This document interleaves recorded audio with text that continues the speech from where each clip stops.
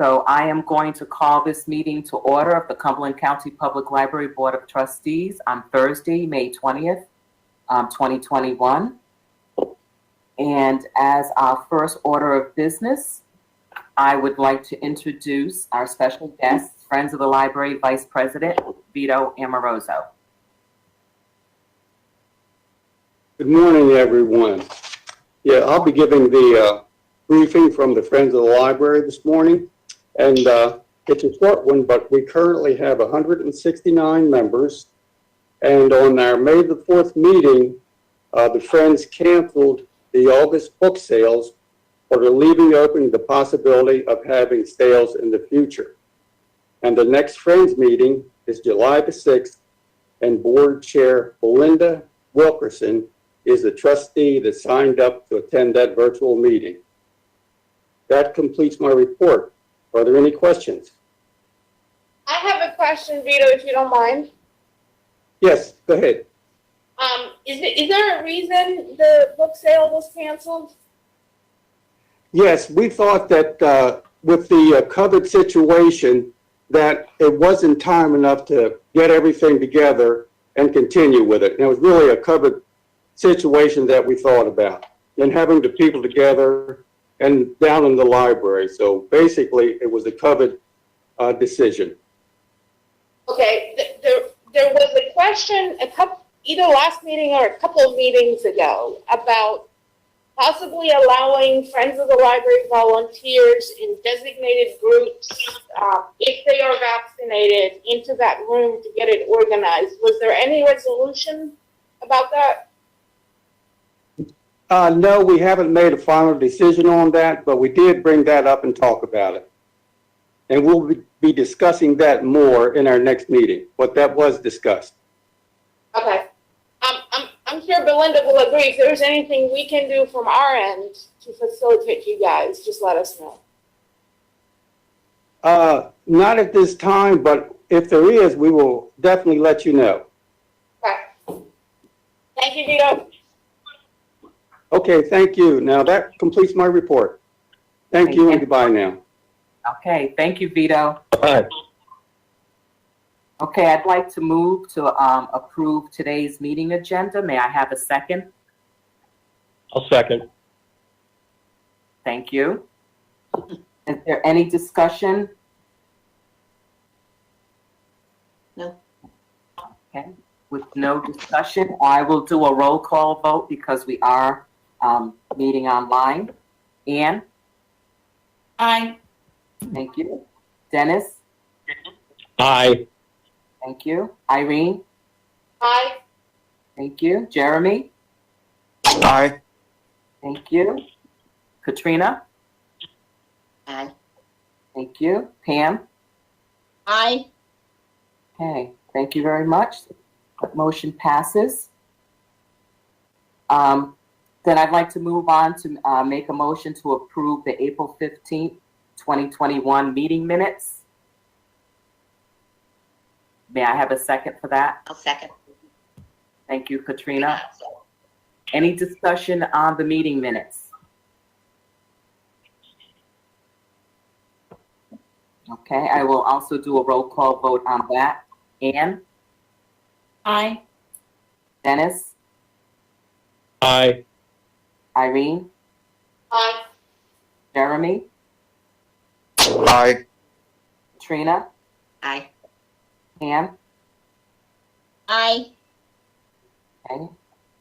Thank you very much for that. So we will now move on to the director's report. Good morning. So my name is Faith Phillips, and I am the director of the Cumberland County Public Library. And this is my first trustees meeting, so good morning. And we are pulling up my presentation now. I do not have an introduction of new library staff right now, but I do have a report, and we will go into that. You are the new library. I am the new, well, yes, I am the new library staff. So it is wonderful and to be here with you to serve in this role. And I am just humbled to be here. So within my report, you can advance to the next slide. So for our report today, I want to talk about our service awards, our programming highlights, I have some staff stories and goals in the first weeks that I'm going to share. I have some reopening plans, and then I'll open it up for questions. So first to service awards. We have 2 Library Service Award recipients, Lois and Veronica, both at North Regional. Lois has been with us for 35 years, and Veronica has been with us for 15 years. One thing that I have found in going out and talking with the staff members over the past 8 days is that we have a number of staff members who are dedicated to our system and who are dedicated to serving our community. So just congratulations to them, and I thank them for their years of service and their dedication to our libraries. Program highlights. I have 2 programs to highlight with you today. The first is the 2021 Storytelling Festival. This was a completely virtual storytelling festival. It was focused on children's literature and children's engagement. It was an Arts Council grant of $1,500 with approximately $6,300 of in-kind funding from library staff. So many library staff helped out with this initiative with their hours of service to it, and it was truly a success. It was a free month-long series of events based on the theme Nature Tales, which goes quite well with our summer reading theme for this year, which you'll hear more about later. It featured virtual story times by library staff, virtual performances by professional puppeteers, and there were take and make craft kits that were also available. There were 1,107 attendees, and these were children in pre-K through secondary school. Now, what I didn't put on the slide, but wanted to note in the report that was done by Nora, is that only 2 of those attendees reported were adults. The rest of them were children, which was absolutely fantastic. So this program, like I said, took a lot of staff participation. So there are so many staff to thank, but I did want to mention KDW and Nora for the work that they did to put into this program. With this program, they gave out over 1,400 make and take kits. The items online were viewed 526 times throughout the month. In a year of having to pivot in a festival where we have had to go virtual, this was truly a success. So just hats off and kudos to all the staff that were involved, and it was truly a successful program. The next program that I wanted to feature today, I actually learned in my conversations with staff members. So this is our Club Insomnia Book Club. I heard about this just in a conversation with Marissa M. at Spruce Lake. It began as a virtual book club in October of 2020, and it currently has 378 members for a virtual book club, which was fantastic. For this book club, the active participation monthly averages 31 members. And for all of the virtual book clubs I have seen and read about in the professional literature, this is one of the most successful ones I have heard about. Marissa in her book club has international membership. There are folks in Canada, Mexico, Australia, and England that are engaging with her book club and has truly created a sense of community in a virtual environment. So in a time where we have pivoted and we are finding new ways to do book clubs and new ways to reach out, Marissa has innovated, and she has been able to spread her book club and get international attention for what she has done, and she has done a wonderful community. I put a quote in that she shared with me from one of her members, and I'll read it out. "Wow, thanks to this club, my yearly reading goal is looking achievable in under 4 months. I joined the club on the 25th of March as I love reading, but I don't always find the time. This group has pushed me to read March's book as soon as possible, so I was able to take part in the discussions. I have kept up that momentum, thanks in part to having some time off for Easter and completing my last university assignment early." So anyway, to date from the March 25th, 2021, see, and you can see this is an international response from the date, to this morning when I completed Under the Harrow by Flynn Berry, I have read 10 books. I can't thank you enough for this motivation and thus the enjoyment it has given me. So this is someone internationally who has connected with us. And this book club reads thrillers with elements of suspense and horror. It's through an online portal. The members get to pick and vote on the books, and then they have a vibrant discussion. So this is just one of the success stories that I have heard in the past 8 days. So I have some staff stories to share with you all. So as I mentioned, I am new here. So over the past 2 weeks, I have been meeting staff and doing a listening tour. So what I have done is I have gone to every location, and I have been learning each staff member's. I have been sitting with them. I have been talking with them. I have been learning about their role. I've been establishing communication and building relationships. I've asked every staff member, from custodian to branch manager to associate to generalist, everyone I talk to, 3 questions. The first question is, what's your favorite part of working at the library? And without fail, our staff say that it is working with the community and working with the customers. Our staff are so passionate about serving our community. We are so lucky to have them, and I thank them for that passion. I then asked them, if you could plan any program, the sky is the limit, don't worry about budget, the program just can't be illegal and has to fall within county policies, what would it be? Now this question, the point of this question is not the answer. The point of this question is the question, and to get the creativity and the innovation and the energy flowing. Most of the team members I've spoken to, they don't have an answer for this question. But they sit there for a moment and they pause and they go, oh, wow, I'm not sure. And then they start thinking. And inevitably, we have great discussions. From this question, I hope to work with the team to innovate, to come up with what their program ideas will be. And hopefully, within the coming years, we will see the fruit of this question. The next question is, if you had any advice for the incoming director, what would it be? And in this question, many staff members have shared with me their life advice, their advice with the system, what they would like to see, what they would like to continue, what they would like to change. And we keep this a very confidential discussion because I want to build trust and I want to build relationships. But based upon the advice that they've given me, I want to take it. I want to put it into practice. And for example, last Friday, I sent out a general update email to all staff of some of our general updates of what we were working on. And that email came from one of these conversations. So I can't take the credit for that. It came from a staff member. One thing in learning the stories of our staff members, so many of them have powerful stories of their involvement with the library. One of the most powerful stories that I've heard from our team members and their dedication to what they're doing was from Yamina at Cliffdale. And Yamina, I believe, is in circulation in that, at that location. Yamina, when I was talking with Yamina, we were sitting at the IS desk monitoring the computer area. And so I asked Yamina, tell me your story. Tell me about what you love about the library.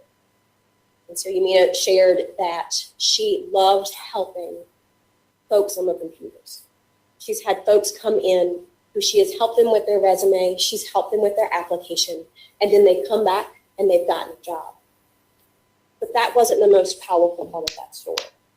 The most powerful part of that story is that's how Yamina got her job at the library. Yamina got her job at the library by working at the library on the computers in the library. And that's where she submitted her application to Cumberland County. And that's how she got her job. And so now she's paying it forward to her community members. And I have Yamina's permission to share her story today. But it was just so powerful to see the dedication there, and that's how she got her job, working on the computers in the library. It's a success story. It's a member of our team, and now she is paying it forward to help others. And that was just one of the many stories that I've heard. But we are just in the past weeks, and I've mentioned it before, but I am just so grateful, and we are just so lucky to have such a great team here at Cumberland County. So moving on to the next part of where we are with our reopening plans and our phases in the recovery from COVID-19. So this past week, Katina asked for feedback from all staff. She asked them 2 questions: what has gone well and what hasn't gone well. Katina and I have taken this feedback and we have been looking at the original plan, the different phases, and we are adding it into the plan. Our current next phase is we will move into no appointments needed. We will not be closing every 15 minutes for cleaning. Our customers will be encouraged to keep their visit to an hour, and cleaning will be going ongoing.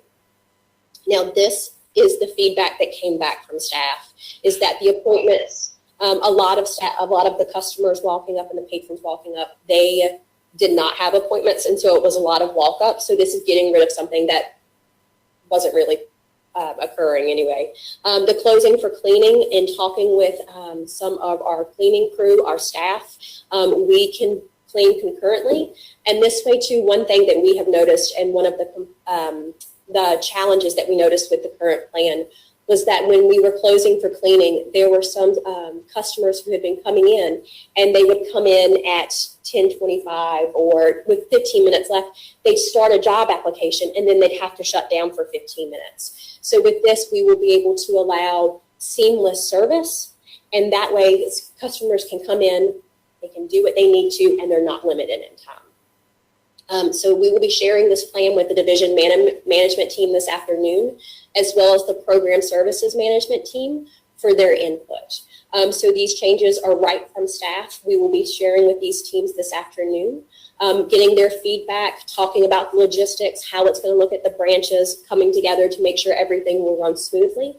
And then I will be sharing this information with all staff tomorrow in one virtual session, so that everyone gets the same information in about the same time. Now, with that, we are also inviting Dr. Green, the public health director, to come in and be a part of that meeting. She will be answering questions from staff about concerns with the mask mandate, giving an update about COVID. And after hearing Dr. Green speak at the department head meeting on Tuesday, I thought it was imperative to have her come and speak face-to-face with the team. We also will be trying to record that meeting for staff who are not going to be at work on Friday due to working the weekends. I will also be sharing out my notes. And then we will, if we have to, schedule another meeting so that all staff have that FaceTime with Dr. Green as well. In this meeting, staff will have the opportunity to share concerns and feedback, and this plan will go into effect on Monday. After this, we will be working to review the rest of the plan in the different phases, and we will keep you updated with where we are on that. And that concludes my report. If you have any questions, please feel free to ask them. As always, I have questions. I'm here to answer. I may or may not have, I think I asked this before. Katina, correct me if I'm wrong. I had asked either at the last meeting or the meeting before about an after action review during now that we're reopening, and Katina had said that there will be an after action review at some point. I just wasn't quite clear if you guys are planning on doing an after action review with all staff or just the managers.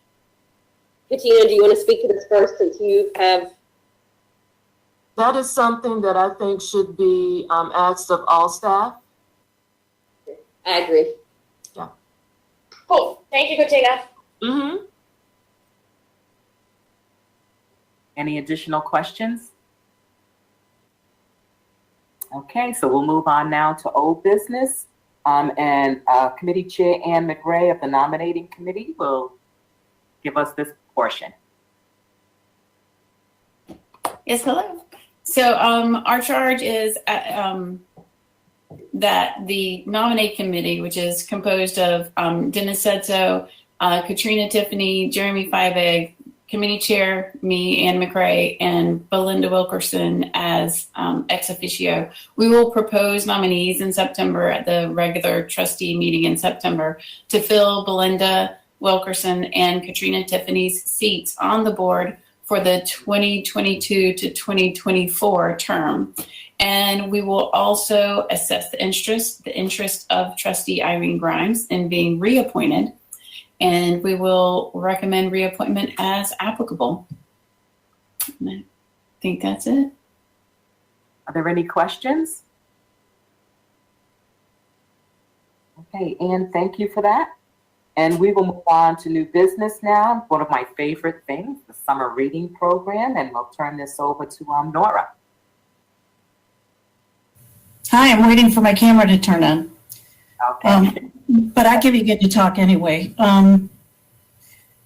Thank you all for letting us speak with you this morning. Three of us are going to tell you about different aspects of the summer reading program that Faith alluded to in her report. The theme this year is Tales and Tales, which is kind of a nice pun, I think.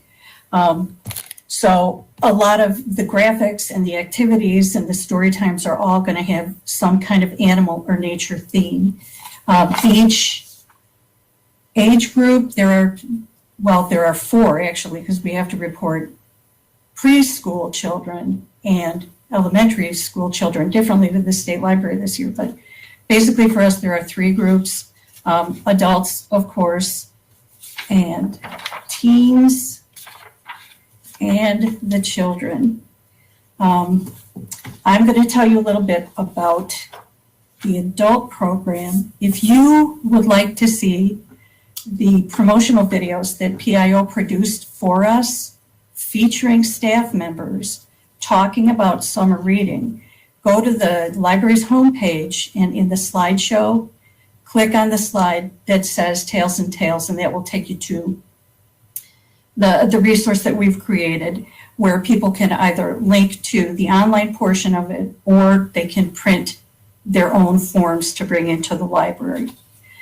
This year, you all should have gotten your bag of goodies as well, right? Does everybody like their shark bags? Does everybody like? Very cute. Does everybody like the snake, the wooden snake? Did y'all get a wooden snake? That's weird. Yes, my Chihuahua loves it. Yeah. I'll let Carla talk more about the toys that the children have. The adults, our program is 5 + 3 + 3 + 3. That is that in order to earn the tote bag, the people will turn in a form and it will have 5 titles on it. And that enters them into a drawing for the branch prize. Each branch is going to have a prize package that consists of a year-long pass to the North Carolina Zoo for a family, as well as a book about North Carolina flora and fauna. They can continue to earn chances in that drawing by filling out second chance reading cards, and those only require 3 titles. So the more you read, the more chances you get in the drawing. In addition to those branch-specific prizes, the adults are also offering one system-wide prize of a $100 Amazon gift card. We figured that we wanted to give experiences this year for the branch prizes, and that's why we picked the Zoo Pass, because it ties in perfectly with the theme of Tales and Tales.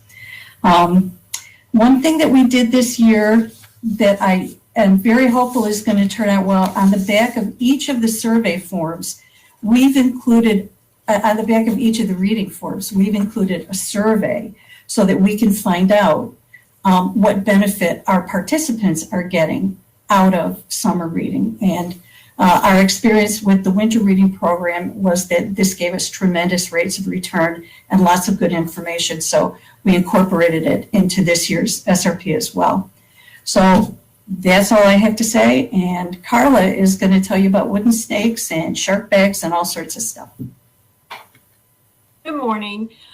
So we do have a new app this year that goes along with our summer reading that if patrons want to, they can use the app to record their reading, or they can use the printed form.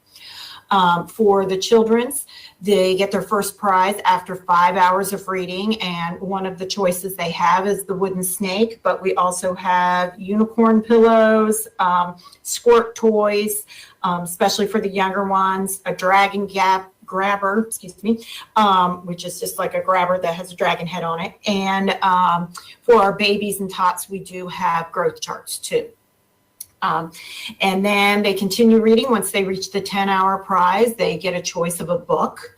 And then with 20 hours, they will get either their shark bag, or for our younger ones, we can get beach balls, or for the babies, we have bibs. And of course, once they reach the 20-hour prize, then their name goes into the drawing for the $25 Barnes & Noble gift card that will be at each branch, and also for the grand prize of a Kindle Fire. And we will get that according to the age of the child that wins. Then they can do continuation logs, which also gives them more chances to win these things. We do actually have some special programs besides what our staff will be presenting virtually. We're going to have a magician who has given us permission to run his program from June 1st to August 15th. And then we will have 4 virtually live programs where we will be sharing the Zoom login information with our patrons from the NC Zoo that goes along very well with our Tales and Tales theme. So that's what we've got for the children's. So Jessie, take it away for the teens. Good morning, everyone. So as Carla mentioned, there is an app that will be used for the children and the teens if they would like to track their hours that way. One of the really cool things about the form that Nora helped us design is that there's not going to have to be a lot of touching because of the COVID situation. So they're going to be able to cut their 5 and 10 hour continuing logs out and just put them in a basket for us. So that way we don't have to exchange the paper back and forth like we've had to do in previous years. So thank you, Nora, for coming up with that idea. So the teen program has a 5-hour mark, and for that, there is a slew of different options that they can choose from for prizes. Of course, we have books, and then we also have things like headphones, splat balls. We have some leftover water bottles from last year. So that's going to be really awesome. And we wanted to give the kids a chance to win the book at 5 hours, so then they can actually read the book that they won for the 10-hour prize. And I have an example of it right here. You guys all received it as well. It is a color changing cup, and it changes from this kind of smoky white color to blue if you put ice in it. So that's really cool. And the way that it works, I kind of alluded to it just a second ago, but so the initial reading log is 5 hours, and then they get the first prize, and then it goes to 10 hours and they get the second prize, and then they can read in increments of 5 hours to get a chance to win the grand prizes.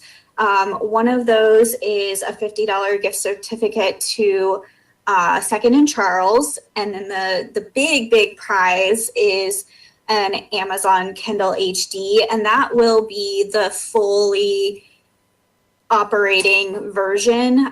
For the kids, we might get the youth edition, but this one for the teens is going to be the fully functioning one, unless the parents specify that they would like their children to not have the big one. So not the big one, but you know.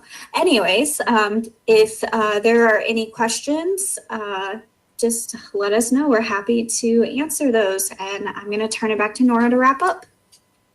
Thank you, Jessie, and thank you, Carla. A lot of work has gone into the preparing for the SRP, as it always does. And also, as always happens, the Friends have been very generous in their continued support of this.